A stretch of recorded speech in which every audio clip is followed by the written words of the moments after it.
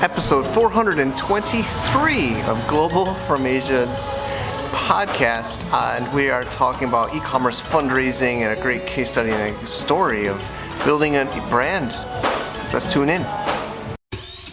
Welcome to the Global from Asia podcast, where the daunting process of running an international business is broken down into straight up actionable advice. And now, your host, Michael Michelini.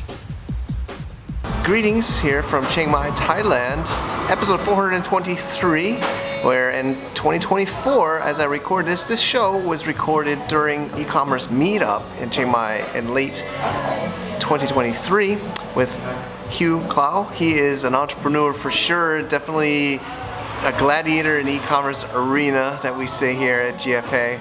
It was a pleasure to have him. He's super busy. He's been fundraising and growing his brand for many, many years. We get him into this meetup and he's sharing the story. Many people at the session were fascinated with this discussion. Lots of questions, lots of good answers. I don't think there's many, we kind of call this e-commerce fundraising today, which is a topic I don't think we've done much of, if any. So it's a really fascinating conversation of how he's raised funds, how he's been, living his life and his business between Europe and Thailand and Asia, and talk a little bit about Vietnam and Thailand, China, and kind of go full circle, like distribution and storefronts and e-commerce, D2C, and various channels. It's a really fun talk. Thanks, Hugh, for sharing so openly with us and letting us record this and share this on the podcast. Let's tune in. Are you looking for USA banking solutions for your e-commerce business?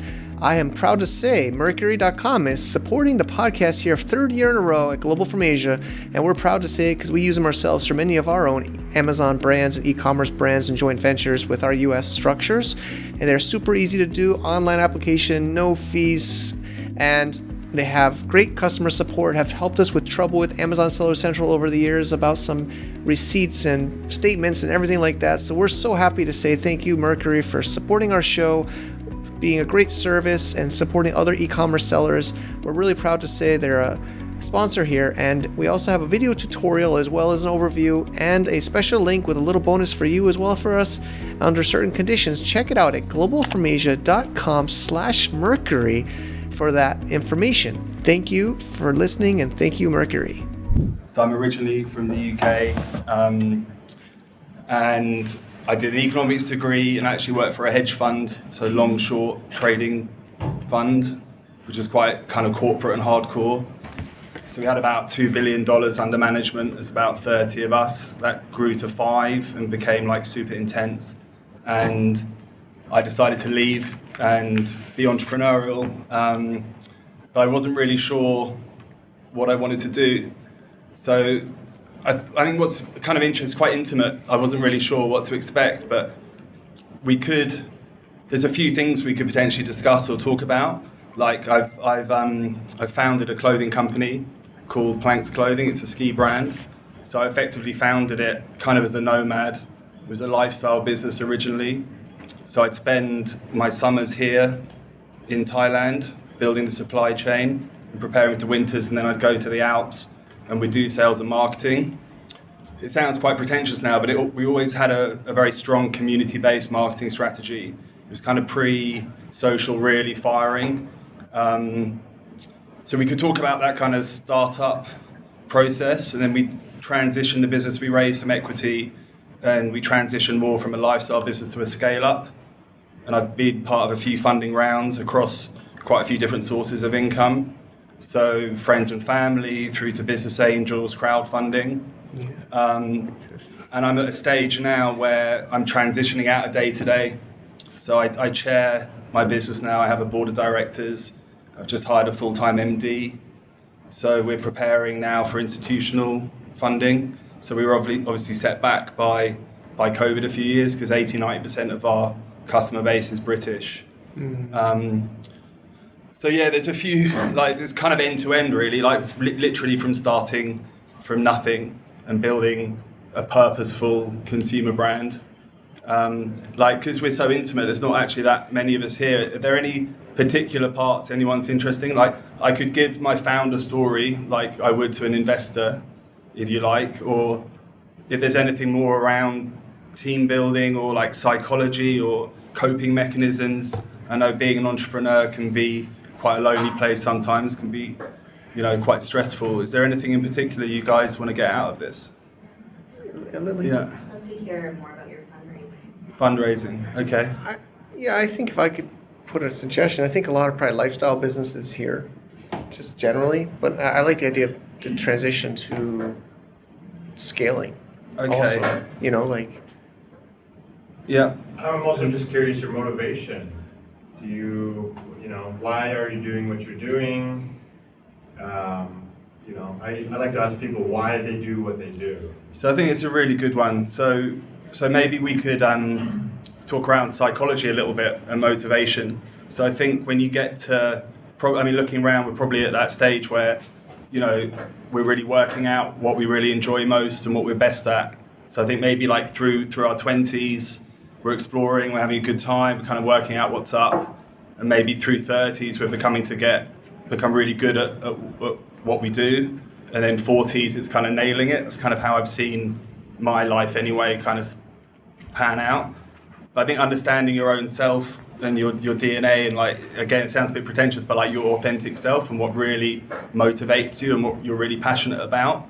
And I don't know, towards where I'm at now, I'm speaking to more kind of investors and high net worths or really quite experienced business people. So I've just brought on the founder of Camden Town Brewery onto my board, for example. So he built Camden Town Brewery, sold it for about 80 million to InBev, who's the owner of Heineken. So he's come onto my board just recently, he was part of the last funding round. And he's connected me to a few people within his network. And I think I'm really privileged in that position to be able to speak to people that have kind of gone through that process of growing up through their career and being successful at the end of it. And I think what they've all got in common is, that real passion for what they do, and they're really kind of comfortable with themselves, and they're really motivated and hardworking, but they know their shit. They know where they're, what motivates them and what interests them. So I think, just working yourself out, right? I left the hedge fund for that reason, really. I didn't want to be locked into a corporate job. I'm from a kind of corporate family. My dad was a partner of KPMG. So I could see that whole life ahead of me. So I broke out of it. I actually went to Brazil. So I'd invested in some property in London, which was successful. And so I actually went to Brazil and developed some property in Ipanema Beach and blew off some steam. Yeah. And that was quite full on just as the 2008 crash happened. So I kind of got my timing right. I was sitting on the beach where there's a huge bloodbath across all the financial markets. And that helped me not go back to it, I suppose. So I could take some time and soul search. And that's actually when I first came here. So that would have been early 2009. My brother was an assessor for Cambridge University. So he just said, come here, chill, work out what you want to do. And I've always loved skiing, but I never really had a chance to ski. So I went and did a ski season. And that's where I met my co-founder, Jim. So he's an ex-pro skier. He's British, so we don't have many pro skiers. But he's the godfather of free ski from the UK. So he was sponsored by Oakley, Patagonia, Vans. It's really interesting. So he worked on the brand side, but also the retail side. So he knew what it took to be an athlete for a brand. So to promote them in the right way. We look at it like aspirational and knowledgeable.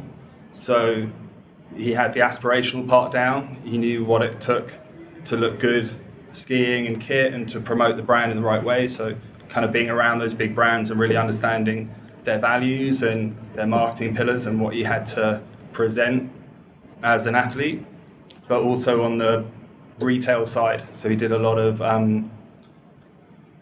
catalogue work for retailers, especially in the UK and some big UK chains. So he's actually really quite connected, and he had a vision for a ski brand that would have the aesthetics and the values of a snowboard brand, but for skiers. So I don't know if anyone's kind of into skiing, but snowboarders have got that kind of those disruptive values, and skiers are always seen as quite mainstream. And there was always that Burton battle between skiers and snowboarders. So he was a really early free skier, but skiing with snowboarders and part of that kind of scene. And so when skiing came out with twin tip skis and you could start emulating what snowboarders were doing, that was a big game changer for him and the ski scene. So yeah, he had a vision for Planks, which is the brand, and then we partnered. It was really an excuse to come back to Asia, to be honest, to come back to Thailand. I was at the end of the ski season. I didn't want to go back into finance. I had a passive income from my property. So yeah, and I love Chiang Mai. So basically, it was really in the early stage when transparency was becoming a big thing in garment. So like Patagonia and Nike and Adidas had started publishing their supply chain. And so I managed to just find some of these supply chain lists and cross-referenced it with Thailand and Bangkok and found a couple of really amazing factories in Bangkok. So one that I still use that I actually developed recycled knitwear with. So they'd never done any recycle before and managed to persuade them that this was the future, invest in it, we can work on it together. And so we developed quite a few different fabrications using recycled yarns. So now for Planks, we've recycled about 3 million plastic bottles through our collection. About 85-90% of our collection's either recycled or organic. So yeah, I think in the early days, Jim was a visionary in terms of skiing, but he was really purposeful as well. So even though our backgrounds were super different, like he was from like north of England, really working class, I was from London, more middle class, we still had the same kind of common values. So I think it's really stood the test of time. And we managed to make it work. We built a ski brand. We took it to about $500,000 turnover in 3 or 4 years, purely organically. There was just me, Jim, and my who's now our creative director, Rob. And it was super efficient. So like early days, everything went through us. So all decisions were made together. We could be super productive. So me kind of managing the organization, and then Rob and Jim dealing with all the creative output. And yeah, we managed to get to about $500,000 turnover. We had a little store in Val d'Isère. It's a quite famous ski resort in France.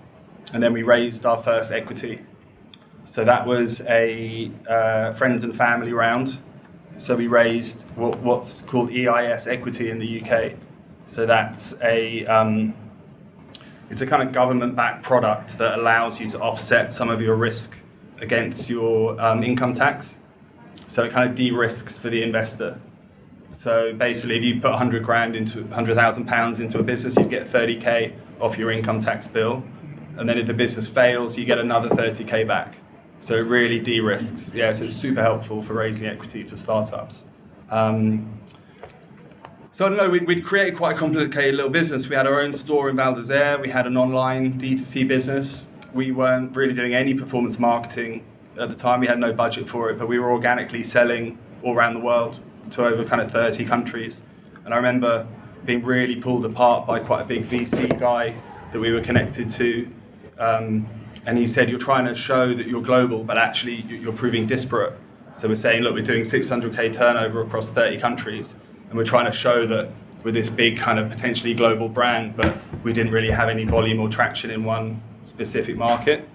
So that was really interesting to go through that process. And then it really turned into networking. So working out who within our network could give us free advice from the kind of PE side, really, to create a more strategic roadmap. You know, we'd created this quite cool organic brand, but then how do we turn that from really like a hobby from a hobby into a lifestyle business? Then how do we scale? And what does that roadmap look like? So we decided to try and scale all 3 channels. We used the Val d'Isère store and the kind of Val d'Isère, so it's a ski resort in France, as a model that we then wanted to replicate in different ski resorts. And so we opened 3 other stores in 3 other ski resorts. So that worked for marketing as well as for sales. And we incorporated a French business, so that jumped up our turnover quite quickly. And yeah, it was kind of working, but it was really complicated. Running an e-com business, doing all the design, all the production, all the distribution. But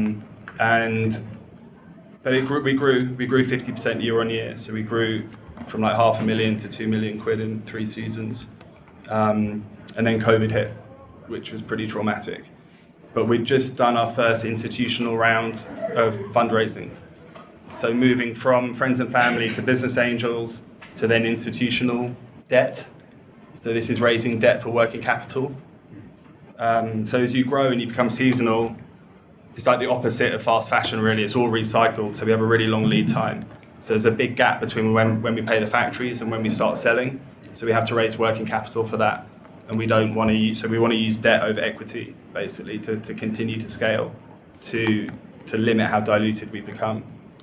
So that was quite a big step, going from just business angels, where you just really talk around the brand and you kind of work out, there's usually like a spectrum across the head and the heart, and really we just had to find the sweet spot where you had experienced investors that had deep enough pockets that could benefit from EIS but were also into skiing. And that's where the heart comes in. And so you're trying to offer them something that kind of money can't buy. So it's kind of understanding the psychology really of what the investor wants to get out of it. So when you're at that point and you're worth enough money to be able to be investing in small businesses, it isn't always the head, it's quite often the heart. And I found, like you've probably seen it already with you guys as entrepreneurs, like entrepreneurs are kind of generous with their time. You know, they're more generous than you'd expect, because I think you kind of know how hard it is to be working for yourself, you know, having your team to be responsible for payroll every month for your family. Like I found a lot of goodwill with business angels and entrepreneurs. So if you are looking to raise money, then ask, you know, go for it, ask, because rich, successful entrepreneurs that have exited businesses, you know, and done well, generally they're quite supportive. And it's just working out that kind of head and heart play and almost turning it around. So when you pitch to them, giving them a chance to talk, giving them an opportunity to give you as much information so you can read them. You can kind of work out which buttons to push and where you tailor your pitch depending on who you're speaking to. So yeah, I look at it quite simply like head and heart. And if it's super head, like, and they're really technical, then I'll bring out lots of KPIs and stats. I'll talk about performance marketing and ROAS and, you know, how we measure and how responsive we are to audience building and creative mapping and cohort analysis and all this good stuff that is central to scaling an e-com business.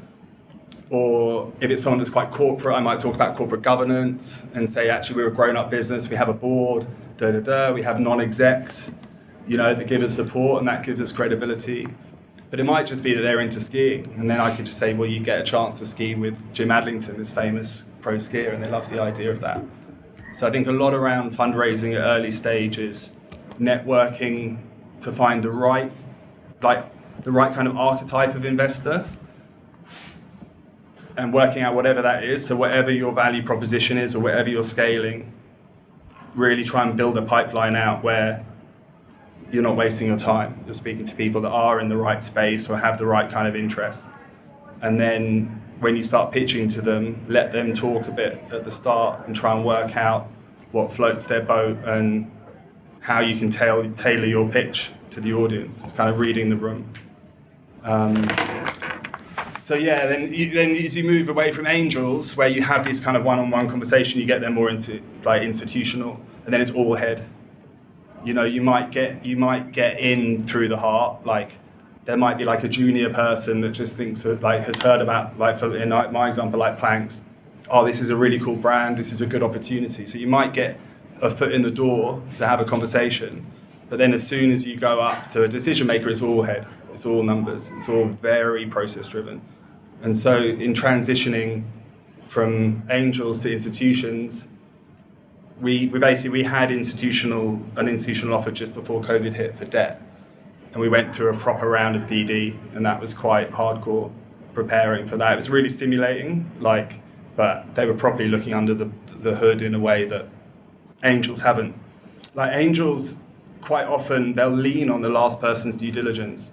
So this is a good one. So like, if you can get a really good experienced investor in from the heart, really, you can then leverage that connection and that money. So money follows money, right? And basically people are lazy in general. And so when I do a funding round, I'll always start with the most sophisticated investors at the beginning, and that's a very iterative process. So you go really humble, like, because you're learning. Like, for me, this is like my first business I built. So you go kind of asking for advice, and you almost collaborate with them. You sense check, you get their advice and their consulting, and then they kind of become emotionally attached, because if they feel that they're influencing your strategy, they'll kind of feel part of it. And so quite often it's like book building, right? So you'll get what we call an expression of interest.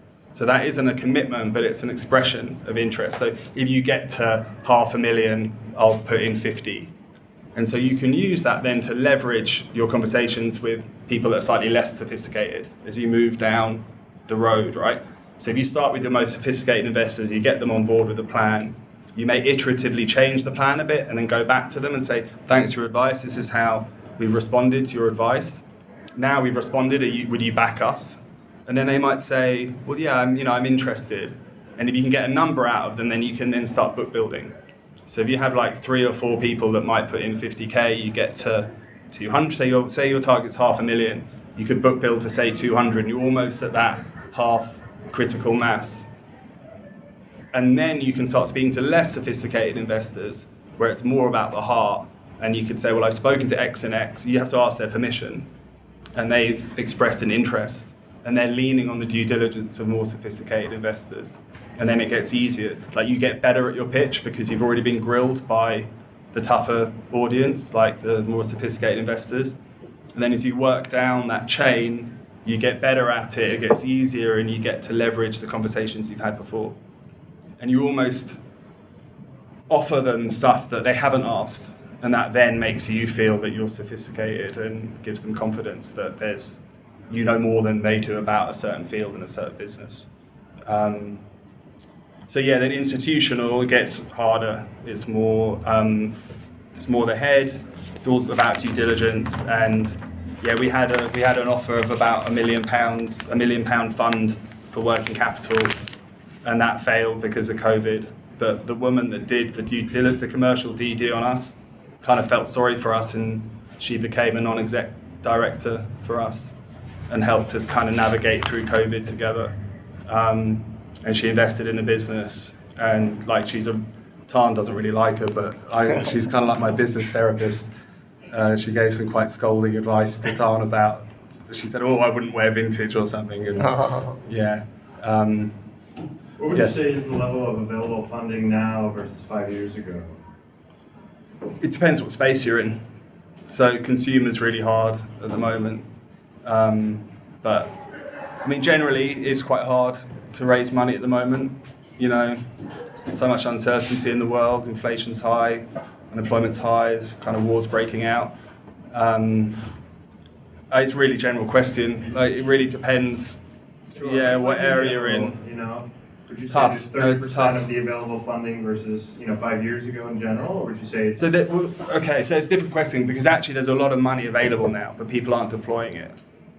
And so there's a huge amount, like PEs and VCs are sitting on a lot of cash at the moment, but no one wants to risk it. No one wants to deploy it. So there are opportunities where you could get a bargain at this stage, at the moment, and that's where risk taking comes. You have to look at the market and take a position. So I'd say there's a lot of cash available, but not a big appetite at the moment. But again, I'm in a very small, specific space. I couldn't really talk generally. I mean, sorry, what was your name? You're in the PE space now. Yeah. What's your view? Julian. Sorry.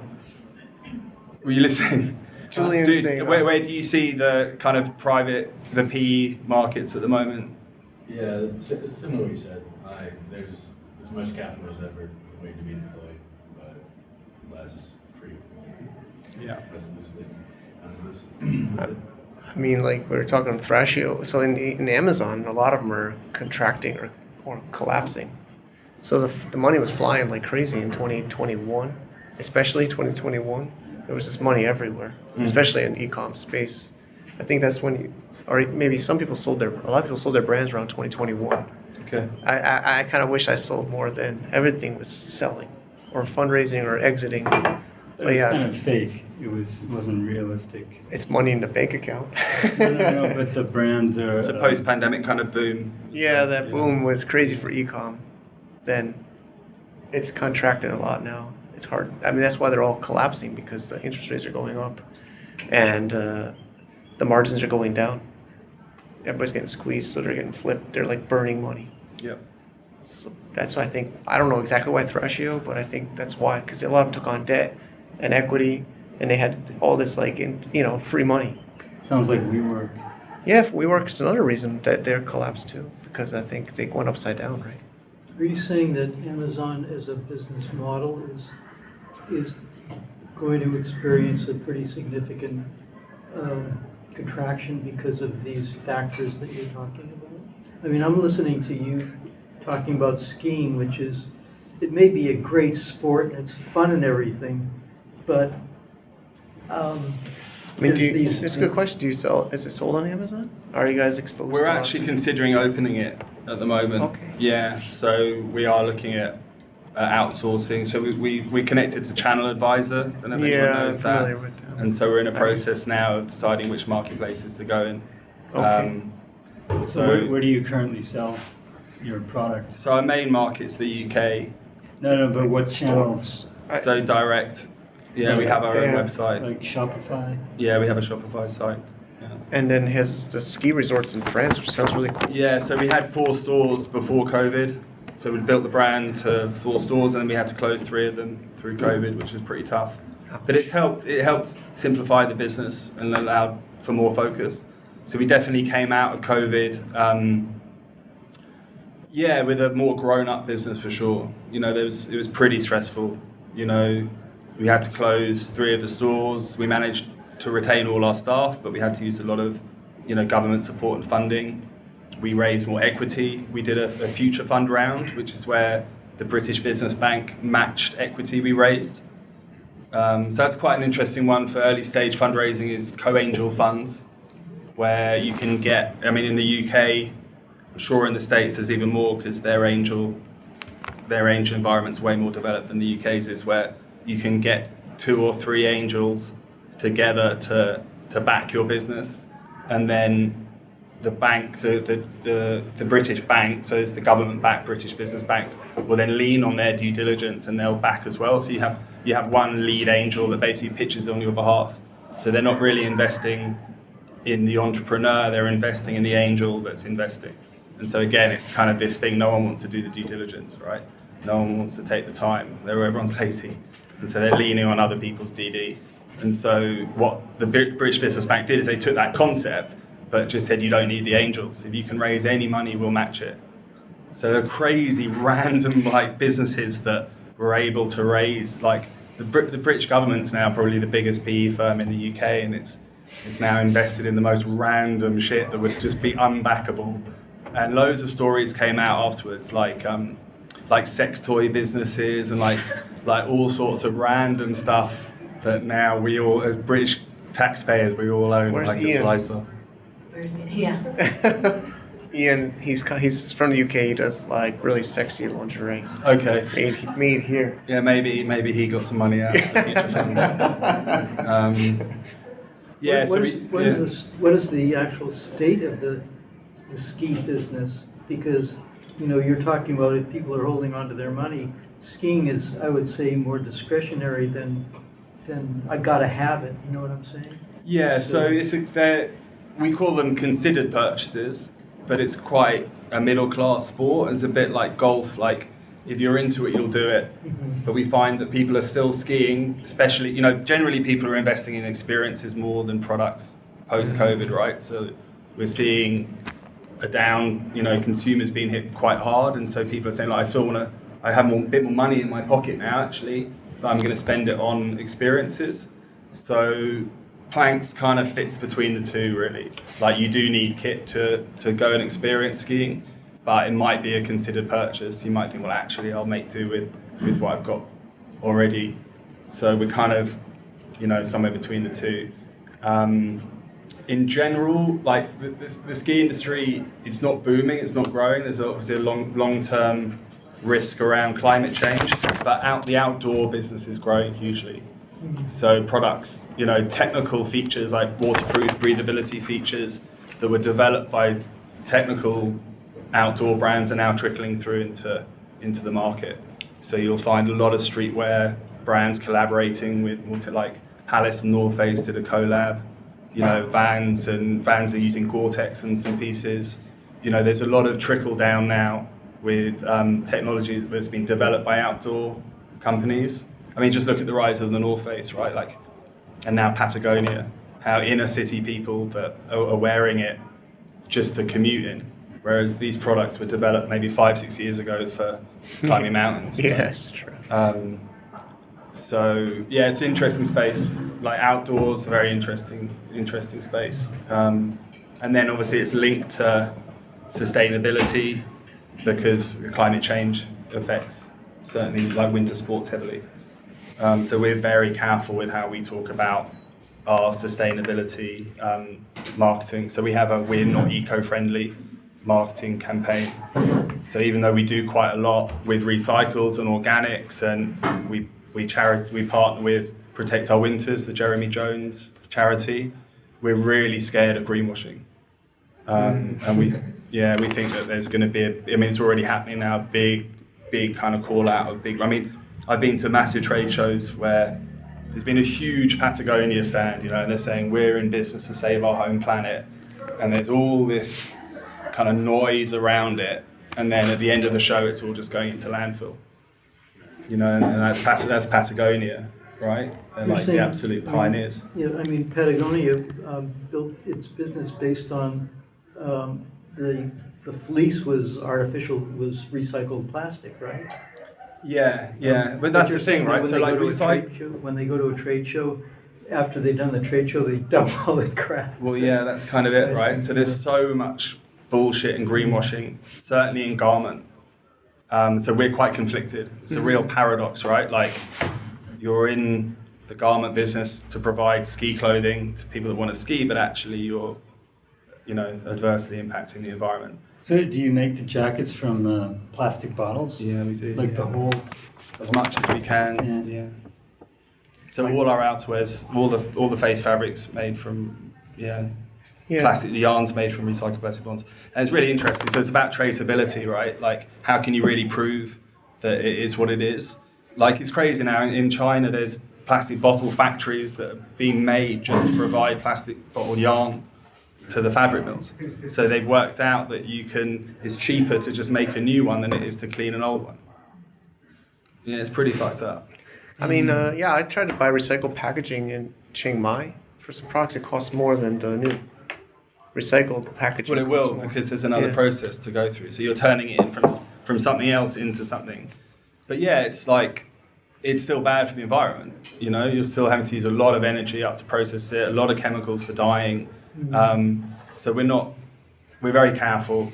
And a lot of that's due to our target market. So we're kind of 20 to 30s. And people are becoming so much more educated now.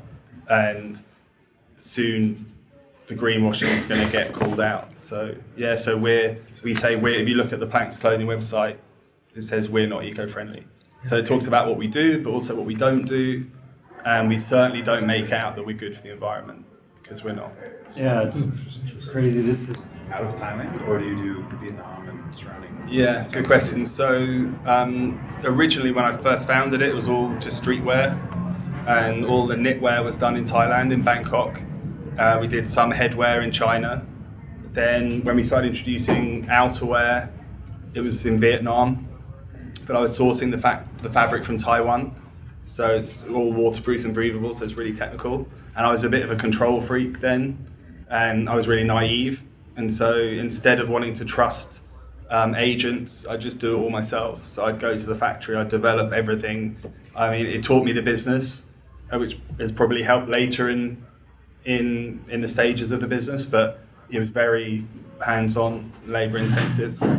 And then, so we'd ship the fabric to Vietnam. And what's interesting about Vietnam, so there's big, amazing factories there, and they look like 5-star hotels, but they get to full capacity straight away, and everything, probably 70-80% goes to just what they call satellite factories. So they go to a factory outside into the countryside that have no R&D, they have no sample rooms, no one speaks English there, so it's not front facing. And so what I kind of worked that out, and I went straight to those. I went to the satellite factories, and that helped me avoid the minimums. So I could, instead of having 1,000 pieces per style, I could get down to like 200 or 300. Because I was sourcing the fabric and a lot of the materials myself, I didn't have to rely so much upon a big factory to do it for me. And that, really helped us make a big jump from lifestyle, where it's kind of $10, $15 a unit, up to outerwear, which is kind of 60, 70. So suddenly, just to introduce one unit of outerwear, your working capital requirement's like 3-4 times as much as a piece of streetwear. So it's a really big jump. So keep, like any lean startup, right? Keep your minimums down to as low as possible. Put things out to the market, get that kind of test, measure, learn, feedback loop going without risking as much. And we just didn't have the budget to. It wasn't like we were well funded at all in those days. So, I mean, I think it's good for us to hear, what changes do you have to make in your business or even your lifestyle when you raise more professional funds from You have angels? to manage your stress. So coping mechanisms are a big one. That's probably the biggest change in my lifestyle. Obviously, I've got a very supportive wife next to me, so that's helpful. Meditation? Yeah, so Meditation. I meditate every day. I visualize. It's really helped me. So that's from a personal coping mechanism. From a business point of view, it's just systems. So it's about, you grow up from a strategic point of view where you're around much more sophisticated, experienced people. So your strategic planning naturally improves. And then from a systems point of view, so generally through that business planning and that strategic roadmap creation, you're then really understanding what your KPIs are within it. And then it's how do we actually report on these KPIs? How do we really measure these things that these really sophisticated people are telling us to measure? It's bringing in more automated systems and moving from 100-page spreadsheets into proper systems. So we use Business Central and Power BI for reporting. What would you say is your biggest need at the moment? So maybe a year ago, my biggest need was to step out of day to day. So coming back to that idea of knowing yourself, I became really anxious and depressed because I wasn't really doing what I wanted to do. I was really locked into the brand, to Planks. So it was around kind of recognizing what really makes me tick, and it's the entrepreneurial part. And so when I find that I'm in entrepreneurial parts of the business, like fundraising and business planning and the strategy, I then I enjoy it more. And around the management side and the day-to-day and the running of the business, less so. So I hired an MD who was a non-exec director of ours already. So he's the ex-GM of Burton Snowboards for EMEA. So he's now on full-time for us, and that's been amazing. How did you find this person? So just before COVID, I'd already started looking, not necessarily for a full-time, but I started just networking, and he'd just left Burton, and so we were connected. We met at ISPO, I think, in Munich, and then actually we decided that then COVID happened and it wasn't the right time, and so he then became a non-exec director. So at the same time as the woman that did the due diligence, and so we did a funding round that he was part of. So we'd already worked together and gone through that kind of trauma of surviving COVID. So we, learned to work together well, and it worked well. And we got through COVID, and it was a really mutual thing. It's great for us because we already liked him before we'd known him. He fitted the right profile, actually way beyond what we were expecting to be interested in. He's the ex-GM of Burton. He was a sales director for Oakley for EMEA before then. So he's super experienced. And then, yeah, so that's an interesting one. Like, again, it's about psychology, like understanding, well, why does he want to do it? What are the risks, benefits? What do we have to look for in terms of making such a big decision? I think a lot of it with him was around moving from a bigger brand. And does he really recognize what it's like to be in a scale up where if you want to do something, you don't just write a business proposal and it just gets signed off by head office, or if something goes wrong, doesn't really matter, try again. You know, the worst case scenario is you go bust, right? If your plans don't work. And that psychology of, is he ready to move from a bigger business to a smaller one and understand those budget constraints? But he really wanted to be entrepreneurial. He'd worked in big corporate all his life. He's more towards the end of his career, and he felt like it was an itch that he wanted to scratch.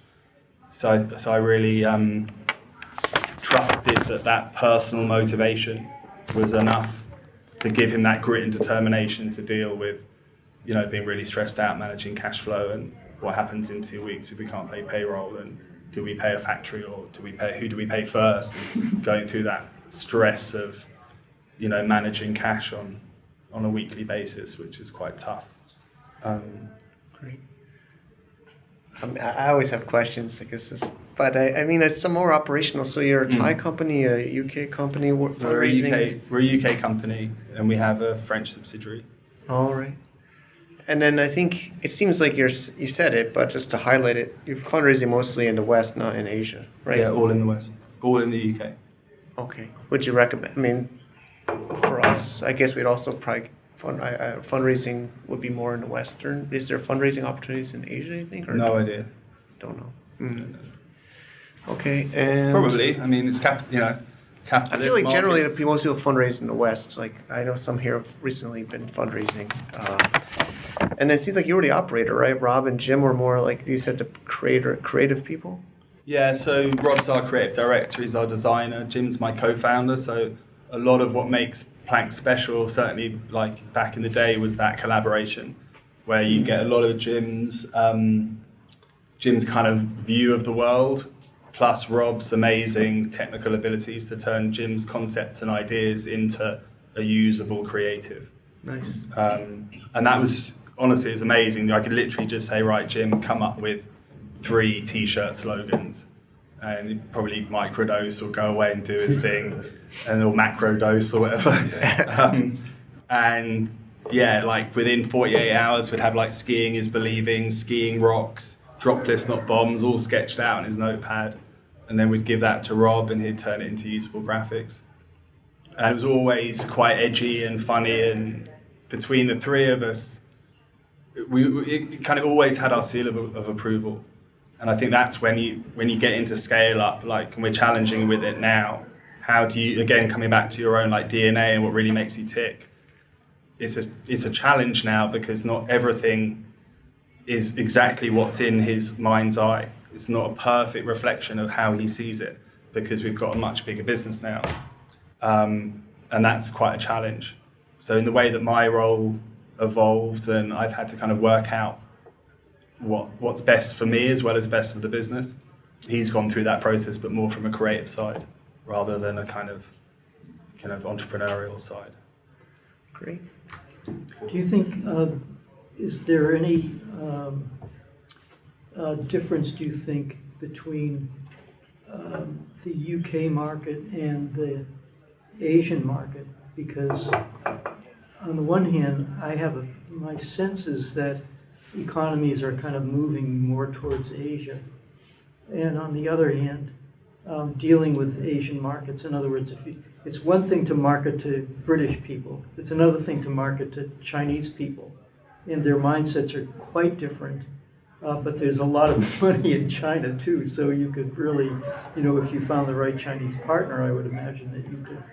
Yeah, I mean, I'm not very experienced. Like, I do know that joint ventures can be really helpful to understand local cultures that you don't understand. Mm-hmm. Yeah, definitely joint ventures are always a good way to go. If you've got a good product but you don't understand the fit and you don't understand the local culture, then partnering with someone that does can be helpful. I mean, you've got. I think there's skiing on Doi Intanon, isn't there? Skiing. Doi Intanon. I don't know. Doi Intanon is the highest mountain in China, in Thailand. I don't know. I don't think they're skiing there. They might have a snowflake might have I've heard fallen that once in there's the last some 20 skiing years. or there, something. so that's. They're skiing in Hong Kong. My friend has the indoor skiing I see, interesting. business. So anyway. But I think what I would say is I think building a brand in China is better to have a famous brand in the West and take into China. Mhm. Chinese, like, in my opinion, like famous brands overseas. So the strategy, I think, would be building it in the West, like he's doing, and then when it's really established, Chinese will want to buy it because they want to buy the famous Western Good brand. point. Yeah. Just look out for copyright. It's quite Yeah, file challenging trademarks, in protect China. yourself, especially Yeah. in China. I heard that, I mean, I don't know much about e-com, but I heard products made in Vietnam, there's no taxes or duty to the U.S. versus China. There's like a lot of taxes and duty. Is that correct? So I don't import into the US. I wouldn't know, You but don't sell to the US? we Yeah, do, but we go via the UK. So we don't wholesale to the US. We have done in the past, but that was quite a while ago. So we just sell direct to the US, so it comes to the UK first. But you, So then there's European. Double tax. Yeah, but there's no tax under $1,000. You don't have to pay tax D2C to the US. yeah, generally, of course, the trade war, especially with Trump's times, they were pushing taxes higher in China, lower in Vietnam. There's still a lot of political risk around China at the moment. So with the Taiwan conflict and so on. So if a lot of companies are moving into Vietnam from China, aren't they? Yeah, there's production. Yeah, Vietnam's definitely benefiting from that, for sure. I mean, of course, India, even a little bit of Thailand, Southeast Asia, but even Mexico and the U.S., a lot of people are going to Mexico. What's ahead for you in planks? Like, what's the dream, big vision? So that's a really good question, actually. So when you think about raising money, it's about understanding the exit as well and having an exit strategy. So that's always a good question to be prepared for. So we're very committed to the brand. It's our life's work. So we are looking for a liquidity opportunity, but we're not looking to sell the business completely. So that could be part of a PE round or a VC round when we're ready. We're looking probably to do another equity round this summer to keep growing, but there won't be a liquidity opportunity from that. So yeah, 3 to 5 years we're hoping for a liquidity opportunity. Yeah. Can I ask something specific about the Right. advertising versus ratio to revenue model? Or Yeah. ratio of advertising you put into revenue? Yeah, sure. So you guys are more e-com focused, right? So we work to quite a strict ROAS model. So we run a 4-to-1 ROAS. So for every pound we spend on performance marketing, we expect 4 back. So we monitor that on a daily basis. When there's heat in the market, we get behind it and we spend more. But we do some testing. So we have a separate digital brand bucket that isn't part of the ROAS model. So this season we'll spend like 20 grand just amplifying our marketing stories. So we're doing a bit more brand marketing now in resorts again. So we don't have the stores anymore. So we're looking at how we compensate that from a brand point of view, but we want to digitalize it. So we have the systems set up in place to be able to amplify and leverage those stories. So we work to a 4-to-1 model. We look at lifetime value, but we are acquiring customers profitably. We do cohort analysis. So this season, we're front-loading our performance marketing more to acquire more full-price customers aggressively in peak, and then using a retention strategy to drive lifetime value through sales period, rather than acquiring customers in sale, because we've got cohort analysis that shows they're not as valuable in the long run. So a lot of that data is very important for fundraising and for exit, because you want to prove that you can not only acquire customers profitably so you can scale, but you also want to prove that you understand the journey of repeat purchase. So, for example, if there was data to say that actually if you sold someone a t-shirt and you got them hooked into the brand, it's a less considered purchase. So it's not a £200-300 jacket, it's just a t-shirt. If you could then prove you could retarget them and gravitate them up to outerwear, then that could be a cool play, right? But on the other side, if you get them into outerwear first, you've already found a customer that loves your brand enough to already commit to spending 300 quid. And then maybe it's easier to retarget them with lifestyle after you've already got them into the more considered purchase. So these are concepts that you can play with and you can kind of talk through from a strategic point of view and like a funnel building point of view. But until you've actually got the data, you don't know. And so for us, we've proved out that actually we don't spend any money on lifestyle products. We only spend money on outerwear. And now we're really concentrating it down. We're not actually spending any on like mid layers, or it's all like jackets and pants. If we can sell someone a Planks jacket for 300 quid, there's a high likelihood they'll repeat purchase 2 or 3 times over the next 12 months. If we sell someone a t-shirt, there's a low likelihood they'll gravitate up to outerwear. So the more data you can get and the more sophisticated you can be in analyzing your customer behavior, the more efficient your performance marketing strategy can get. And that's the kind of thing that comes with scale, right? Like, it's just the tyranny of small numbers. What the guy said at the start about the disparate, like you're trying to show global, but you're actually disparate because you've just got lots of different people in lots of different places buying, and you can't really get into the detail of what's scalable and what isn't. Very good. So you're cash flow positive, yeah? No, we're forecasting about 2 million turnover and about a 200k loss this year. How do you track all your sales and in digital marketing? Well, like what platforms do you use, like more technically? Yeah, so we partner with a firm called Ecommerce, and so they go into the back end of Shopify and they provide amazing insight and reports for us. So that's a data analysis firm. Okay. Omnicommerce. Okay. We're a little bit over our normal scheduled time, but I think it was worth it. That was amazing. Really, thank you. That was really valuable. No worries at all. All right. Thanks for everyone's time. The future of e-commerce is waiting. LoadPipe is back. It's a protocol. We are making the new way to do e-commerce with blockchain technology. This is very early stage, and we have Hamza as our first marketplace in this new ecosystem. It's very epic. If you want to participate, we are on an alpha stage in Q1 2024, where you can be a buyer or a vendor, application only. Check it out at hamza.biz for the marketplace or the overview of this protocol, and subscribe for updates at loadpipe.com. See you there. Hope you enjoyed that great session. Thank you, Hugh, again for sharing with us. We always have the show notes. Check in here at globalfromAsia.com/ecommerce-fundraising, and we will have all the show notes, the links to the bios, links to the various things that we learned, as well as our meetups that we do, which is growing. Actually, there's just so much happening. I'm really excited for the 2024 year. We're already halfway through. The show's coming out right in the middle of January 2024. But, some of my favorite things is people like years later message me, like sometimes about a podcast we recorded in 2014. We had somebody email me about a podcast they enjoyed from 2014, 10 years ago. This show is longer than that, more than 10 years old, and many more years to go for sure. Thank you so much for watching, listening, tuning in, enjoying this.